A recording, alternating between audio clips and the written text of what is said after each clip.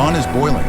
What we see today on the streets of Tehran, Isfahan, Shiraz, and Mashhad are not merely economic protests, nor isolated outbursts of popular anger.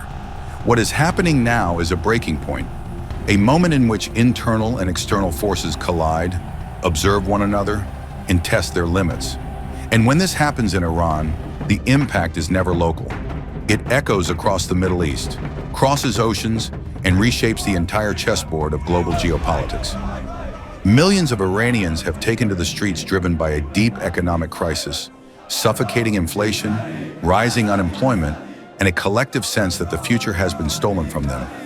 Merchants closed their bazaars, students occupied universities, workers laid down their tools. But as so often in history, what began as a cry for bread quickly turned into a cry for power, for identity, and for structural change. This pattern is not new. In 1978 and 1979, Iran experienced something strikingly similar. At that time, the enemy was the Shah, seen as authoritarian, disconnected from the people, and excessively aligned with Western interests, especially those of the United States.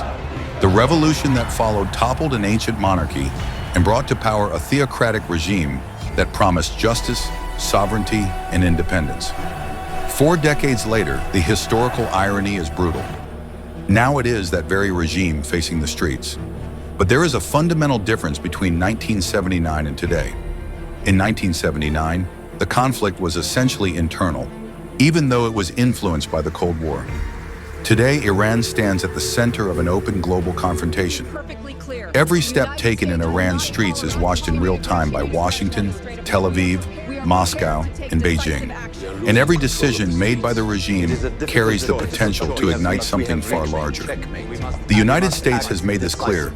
In public statements, American officials have said they are closely monitoring the repression in Iran and that all options are on the table if the regime crosses certain lines, especially if large-scale massacres of civilians occur.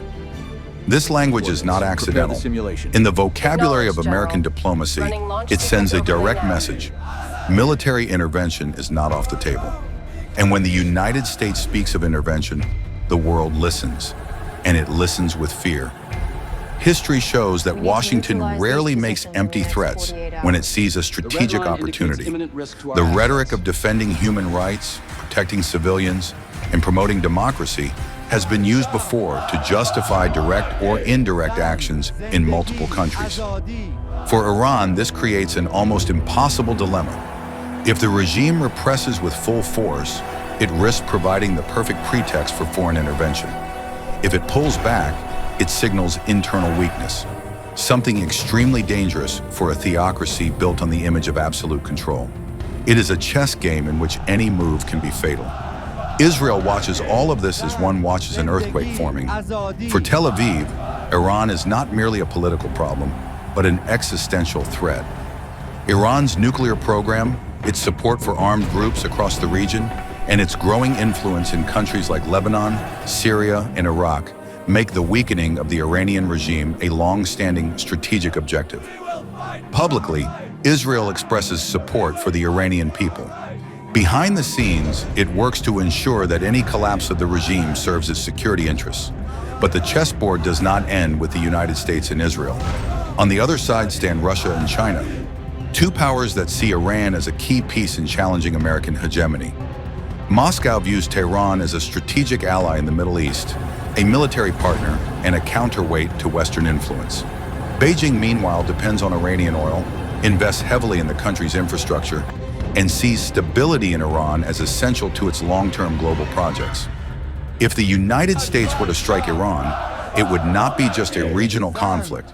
It would be a direct test of the emerging world order. Russia could respond by escalating tensions on other fronts, particularly in Eastern Europe. China could retaliate economically, technologically, or diplomatically.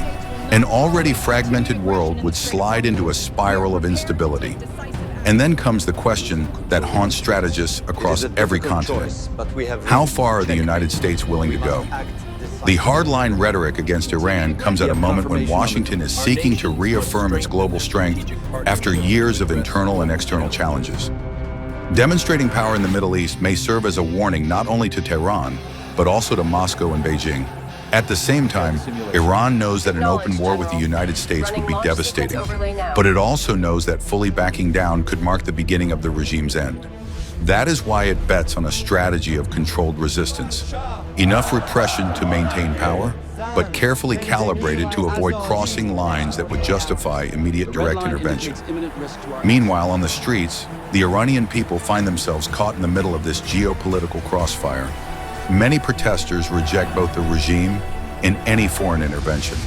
Others see external pressure as the only real chance for change.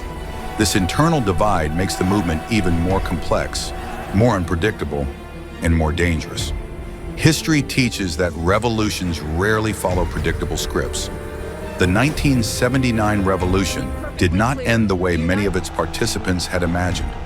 One regime fell, another emerged, and the promise of freedom turned into a new system of control. Today, the fear is that something similar could happen again, that the collapse of one structure may not lead to democracy, but to chaos, fragmentation, or war. If the United States were to attack Iran, the impact would be immediate on oil prices, trade routes, Middle Eastern stability, and relations among major powers. A direct conflict could draw in allies, spark multi-front confrontations, and push the world toward a crisis reminiscent of the tensest moments of the Cold War.